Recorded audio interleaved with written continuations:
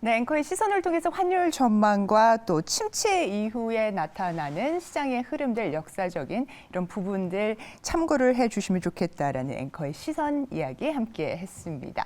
자, 이어서 전일장 수급 흐름 확인해 보도록 하겠습니다. 하창원 헤르메스 스탁 본부장 모셨습니다. 어서 오십시오. 네, 안녕하십니까. 네, 저희가 좀 궁금한 거 먼저 좀 여쭈고 싶은데요. 어제 장중에 상한가 근처까지 갔다가 하한가 부근까지 50% 급락한 기업이 백광산업이 있었죠. 네네. 지금 어제 장중에 대응 못하신 분들 좀 고민이 많으실 것 같아서 먼저 좀 여쭤보는데 어떻게 좀 하셔야 될 것 같아요? 사실 뭐 이 기업 같은 경우는 지금 이제 뭐 압수수색 관련된 부분에서의 좀 이슈가 있었고 뭐 다들 아시다시피 전거래일에 조회 공시에 대해서 미확정으로 나왔거든요. 근데 네. 이제 시간에서 어쨌든 하한가가 풀리기는 했지만 사실상 빠르게 좀 대응을 하시는 게 맞지 않을까 싶습니다. 왜냐하면 이게 만약에 사실이라고 한다면 이제 상장 적격성 실사 검사로 넘어갈 수 있고 네. 그렇게 됐을 때 이제 거래 정지에 이어서 자금이 묶이는 상황이 발생이 될 수가 있거든요. 게다가 뭐 다들 아시다시피 거의 상한가 근처에 들어갔었던 종목이 그 이제 이슈들이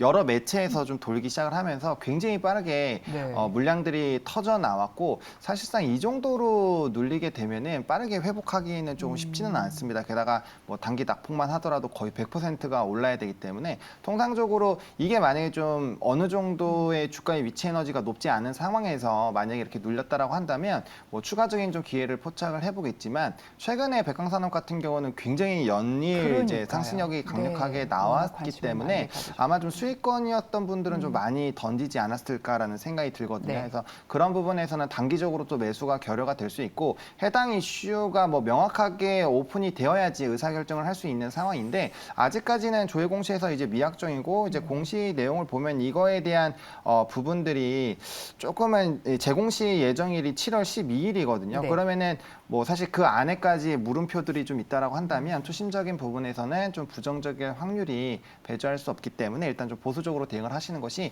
맞지 않을까 싶습니다. 네, 어제 대주주 200억 원대 횡령 혐의 또 검찰의 압수수색 건으로 장중에 50% 가까이 급락이 나왔던 백광산업에 대한 이야기 먼저 한번 여쭤봤습니다.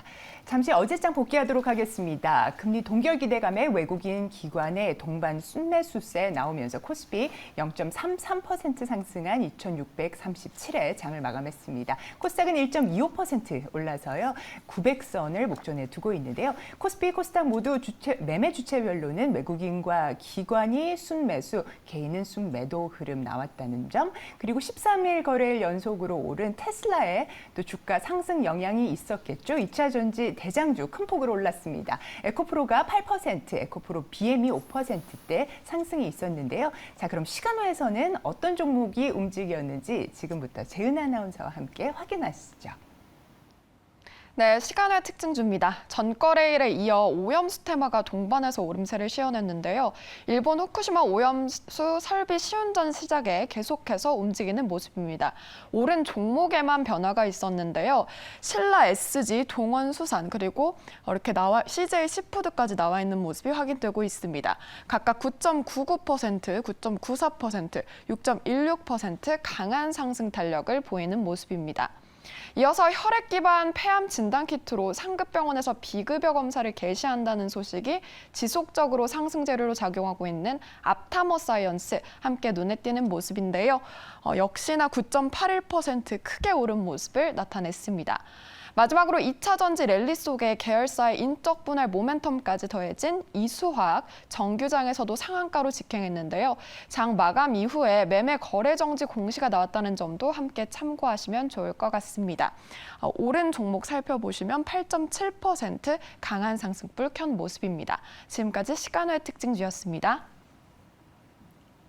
네, 확인해 보셨습니다. 오염수 관련 식품주의 움직임 또 이렇게 네. 체크해 볼 수 있었고요. 오늘은 어떤 종목을 한번 살펴볼까요? 네, 동원수산을 한번 말씀을 드리겠습니다. 네네. 사실 웬만하면 상한가 종목을 말씀을 안 드리려고 노력을 하는데 일단은 뭐 수급 자체가 사실 정치 테마주랑 좀 시간에서 같이 움직이다가 이게 한쪽으로 좀 쏠리는 움직임이 나타났거든요. 그래서 충분히 지금의 주가 위치라면 상승력이 좀 이어나갈 수 있지 않을까라는 관점으로 보고 있고요.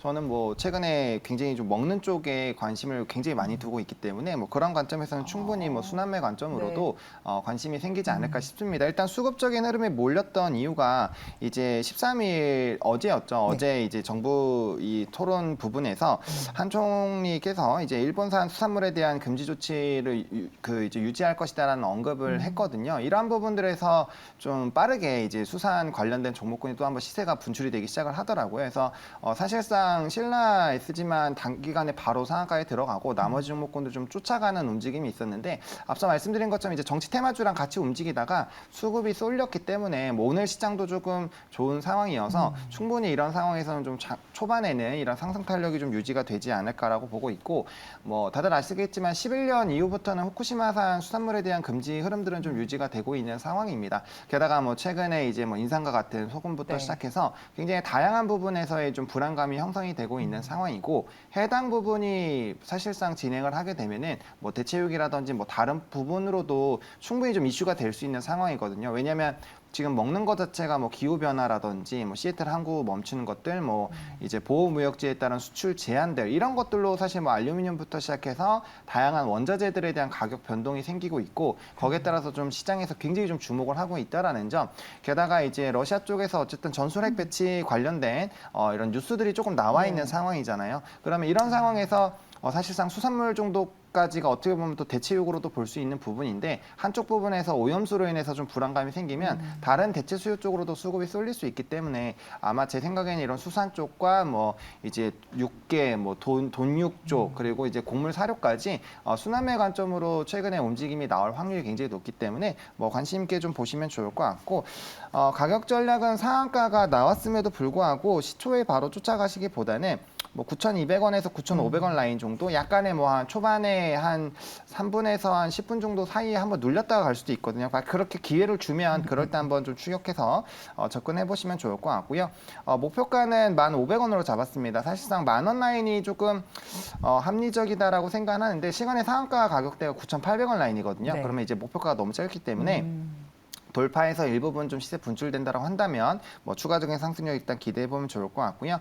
손절 라인 같은 경우는 8,350원입니다. 사실상 가격대로 이런 주가의 위치 에너지로는 부담감이 없는 자리이긴 합니다만 이게 테마성 재료가 굉장히 짙기 때문에 아예 시장 라인까지 깨지는 이런 기조가 나온다라고 했을 때는 좀 대응을 하셔야 되지 않을까라고 정리 드리겠습니다. 네, 어제 시간 외에 상한가도 나왔었고 또 장 막판에 4%대 뒷심발이했던 동원 수선에 대한 말씀 주셨고요. 목표가는 1,500원 제시 드렸습니다. 자, 이어서 외국인 기관순 매수세.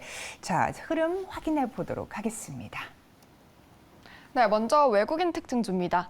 두산 에너빌리티가 오늘도 눈에 띄는데요. 해상풍력 전용 설치선이 국내 최초로 활동을 시작한 점이 상승 재료가 됐습니다.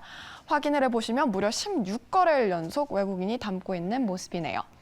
2차 전지의 랠리가 멈출 줄 모르는데 이 연일 신고가를 다시 쓰는 코스모 신소재도 외국인 특징주에 함께 올라와 있는데요. 확인해 보시면 3%대 오르면서 11거래일 연속 담아가고 있습니다. 농심 CS윈드도 함께 포착되는 종목이죠. 각각 체크해 보시면 8거래일, 7거래일 이렇게 담고 있고요. 돌아온 조선주의 대표 주자죠. 삼성중공업은 LNG 수주 모멘텀까지 얹어져 있는데요. 확인해 보시면 2거래일 연속 외국인이 담아가는 모습입니다. 다음은 기관의 특징주입니다. 먼저 K방산의 대표 주자죠. 현대 로템 올라와 있고요. 풍력주, 효성중공업, 화장품주, 코스맥스까지 확인이 되고 있는데요. 각각 체크를 해보도록 하죠. 현대 로템 11거래일, 효성중공업 10거래일, 그리고 코스맥스 9거래일 연속 기관이 담아가는 모습입니다. 며칠 전 인도네시아에 새로운 유통센터를 오픈한 HD 현대 인프라코어도 이름을 올렸는데요. 역시나 확인된 게 7거래일 연속 매수세입니다. 마지막으로 BTS, 뉴진스 등의 탄탄한 아티스트 라인업으로 기대감이 날로 커지고 있는 하이브인데요. 체크를 해보시면 5거래일 연속 기관이 담아가고 있습니다. 지금까지 외국인 기관 특징주 만나봤습니다. 네, 좋습니다. 자, 외국인 순매수 특징주 가운데 오늘 장에서 공략해 볼 만한 종목 먼저 살펴보겠습니다. 네, 저 삼성중공업을 좀 선정을 했습니다. 네네. 사실상 최근에 이제 뭐 여러 가지 조선주들을 네. 좀 자주 소개를 드리고 있는데 이번에는 이제 삼성중공업이 좀 말씀을 드리겠고요. 사실 선발대로 조금 많이 주가가 오르긴 맞습니다. 했습니다만 네. 저는 하반기에도 이런 조선업종에 대한 좀 긍정적인 시각들이 유지가 되지 않을까라는 생각이 있기 때문에 네네. 일단 선발로 뛰고 있는 삼성중공업도 좀 관심 있게 보시면 좋을 것 같고요. 일단 이 회사 같은 경우는 이제 고부가 선이죠. 이제 고가 컨테이너 선이라든지 뭐 LNG 선이 수주 잔고의 좀 대부분을 차지를 하고 있습니다. 그래서 아무래도 요즘에 신조 성과도 계속적으로 높아지고 있는 상황이고 이제 국제 회사 기구에서 계속적인 이런 환경 규제를 진행을 하고 있거든요. 그러니까 이제 노후 선박들은 교체를 할 수밖에 없는 환경이 계속 마련이 되고 있고 운항 자체가 좀 어려워지는 상황이 됩니다. 뭐 스크러버 같은 경우는 사실상 이제 비용도 많이 들기 때문에 아마 이제 새로운 이런 발주가 계속적으로 늘어날 수밖에 없는 환경이라고 보시면 좋을 네. 것 같고요. 또 이 회사 같은 경우는 이제 FLNG라는 이제 신규 부유식 관련된 LNG 선도 또 이제 수주가 나오고 있고 해당 부분에서의 또 추가적인 수주들이 기대가 되고 있기 때문에 앞으로 뭐 수주들은 계속적으로 좋아지지 않을까. 그러니까 지금 조선업에서 좀 걱정되는 거는 이미 수주를 너무 많이 받았는데 네. 추가적으로 얼마나 수주를 많이 받을 수 있겠느냐라는 부분과 그다음에 후판 가격에 대한 상승 여력이 있는데 뭐 이 부분은 발목을 잡지 않을까. 왜냐면 한 30% 이상의 비중을 차지하기 때문에 그리고 세 번째로는 인력난 부분이거든요. 근데 이제 수주 같은 경우는 계속적으로 저는 들어올 거라고 생각을 하고 있고요. 이게 이제 장기적으로 쌓이면 쌓일수록 결국에는 이제 장부가로 이게 한 4번 정도에 나눠서 반영이 네. 되거든요. 그래서 그러한 관점에서 본다라고 한다면 뭐 충분히 좀 긍정적이고 특히나 우리나라가 이제 기술력이 좋기 때문에 LNG 선 쪽에서는 뭐 최소 70% 이상씩은 계속적인 수주를 좀 따오고 있기 때문에 뭐 그런 부분에서는 긍정적인 기조가 유지가 되지 않을까라고 보고 있고요. 그다음 후판 가격 같은 경우는 작년에 3번 연달아 올렸죠. 그래서 혹시나 그렇게 되지 않을까라는 부분인데 사실상 그 전과는 좀 다르죠. 전쟁이 터지고 나서의 이런 이제 가격들의 변동과 지금의 변동은 좀 차이가 있기 때문에 사실상 올려도 한 번 정도일 것이고 그건 충분히 성과 상승 기조가 유지가 되고 있기 때문에 충분히 커버력이 나오지 않을까라고 보고 있고요. 인력난 같은 경우는 정부의 정책도 나오고 있고 기업들이 노력하고 있기 때문에 뭐 사실 단기간으로 해결될 수 있는 부분은 네. 아니거든요. 근데 뭐 중기적인 관점으로는 계속적인 좀 대체가 될 것이고 사실상 이런 부정적인 요인보다는 지금 최근에 긍정적인 요인이 너무나도 많기 때문에 충분히 부정적인 요인을 상쇄하고도 충분히 좀 긍정적인 흐름들이 나타나지 않을까. 그리고 하반기에 뭐 모잠비크라든지 카타르 같은 좀 이제 밀린 수주들도 나올 수 있기 때문에 충분히 좀 긍정적인 기조들 유지되지 않을까 싶습니다. 카타르에서 2차 프로젝트 수주 관련된 공시는 그러면 하반기 언제 정도에 기대가 되는 건가요? 지금 뭐 일단 뭐 협상 진행 중이니까. 뭐 6월부터 뭐 충분히 언제든지 가능성은 있기는 한데 네네. 뭐 사실상 이거는 이제 내부자가 아니면 알기가 어렵기 때문에 네. 일단 하반기 정도로 생각을 하시고 알겠습니다. 그게 아니더라도 충분히 뭐 지금 이제 평균적인 수주가 60척 이상씩은 네. 우리나라에서 나올 걸로 예상이 되고 있기 때문에 네. 계속적으로 쌓아가지 않을까 싶습니다. 좋습니다. 가격 전략 확인해 보겠습니다. 네, 가격 전략 같은 경우는 6,350원 라인 11선부터 5일선 사이 전일 종가까지 좀 보시면 좋을 것 같고요. 1차적인 목표가는 7,000원 보고 있는데 뭐 계속적인 우상향 기조 나타나지 않을까라고 생각을 하고 있고요. 손절 라인은 5,800원입니다. 바닥권에서 1차적으로 상승력이 나온 이후에 일정한 박스권을 만들었기 때문에 현재 가격대에서 대응을 한다라고 한다면 이전 이제 뚫어주는 이런 고가 라인 부분들을 다시 재이탈했을 때는 조금의 좀 비중 조절이 필요하지 않을까라고 정리를 드리겠습니다. 네, 계속되는 흑자 기조의 삼성중공업에 대한 가격 전략 확인해 보셨습니다. 기관 순매수 특징주 가운데 토픽 하나 꼽아주시죠. 네, 하이브입니다. 사실상 네. 저는 뭐 엔터주는 워낙 긍정적으로 계속 말씀을 드려왔기 때문에 네. 하이브 뭐 JYP는 너무 많이 말씀드려서 제가 최근에 아예 언급을 안 하고 있고요. 네. 이제 하이브를 좀 말씀을 드리려고 하는데 사실상 지금 K-팝 이런 아티스트에 대한 앨범이라든지 모객수 같은 경우가 굉장히 좀 높아지고 있는 상황입니다. 그러다 보니까 사실상 엔터 4사의 뭐 연간 실적도 굉장히 좀 좋아지지 않을까라고 보고 있고요. 저는 이제 엔터사들이 특히나 이제 현지에서 아티스트를 육성을 해서 이제 데뷔시키는 부분을 굉장히 좀 중요시하게 보고 있는데 그게 아니더라도 사실 우상향이 충분히 나올 수 있는 실적주 섹터로 볼 수 있지만 그게 된다라고 한다면 정말 완벽한 지각 변동이 나타나지 늘어나지 않을까라고 보고 있고요. 최근에 신규 아티스트로 이제 데뷔한 아티스트들 보게 되면은 굉장히 빠르게 글로벌 이제 브랜드력이 생깁니다. 뭐 대표적으로 뉴진스 같은 그룹이 그렇게 되고 있고, 뭐 피프티 같은 경우도 우리나라에서는 그렇게까지 유명하지는 않잖아요, 네. 사실은. 근데 이제 해외에서는 정말 그룹들이, 엄청나게 인기가 있기 때문에 정말 우리나라에 대한 이런 아티스트 매력도가 정말 달라졌다. 그리고 사람들의 이런 문화에 잘 침투가 되어 있다라고 보고 있기 때문에 상당히 좀 긍정적으로 보고 있고요. 또 위버스 입점도 굉장히 좀 많이 늘어나고 있죠. 5월 말 기준으로 94팀인데 사실상 22년 기준으로 했을 때 45%인데 올해 기준으로 보면은 65%까지 좀 늘어나지 않을까라고 보고 있고, 월간 이용자 수도 뭐 1,000만 명이 월등히 좀 돌파를 할 것으로 기대가 되고 있기 때문에 뭐 사실상 긍정적인 요인들이 너무나도 많다. 그리고 하이브라는 이 브랜드가 가지고 있는 뭐 BTS부터 시작해서 이런 아티스트 브랜드력이 워낙 강하고 매출력도 강하기 때문에 사실상 좀 긍정적으로 볼 수밖에 없지 않을까. 그리고 주중 환원 정책에 대한 기대감도 있어서 충분히 좀 중기적인 관점으로 지켜볼 만하지 않을까라고 생각을 하고 있습니다. 네, 2분기 매출 사상 최고치 경신할 것으로 기대가 되고 있는 하이브에 대한 부분이었는데요. 가격 전략 확인하겠습니다.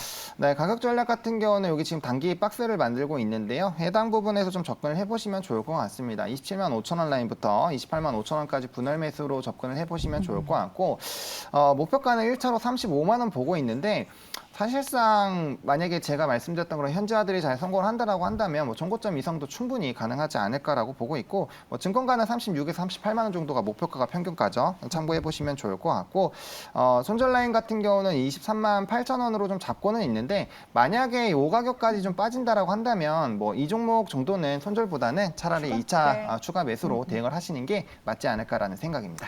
네, 우리 본부장님의 엔터주 사랑 시장에서도 그 주가로 말해주고 있는 것 같습니다. 오늘 하이브에 대한 내용까지 확인을 해보셨고요. 이렇게 종목당 관련해서 여러 이슈들 꼼꼼하게 챙겨주신 하창환 본부장님 오늘 말씀 감사합니다. 네, 감사합니다.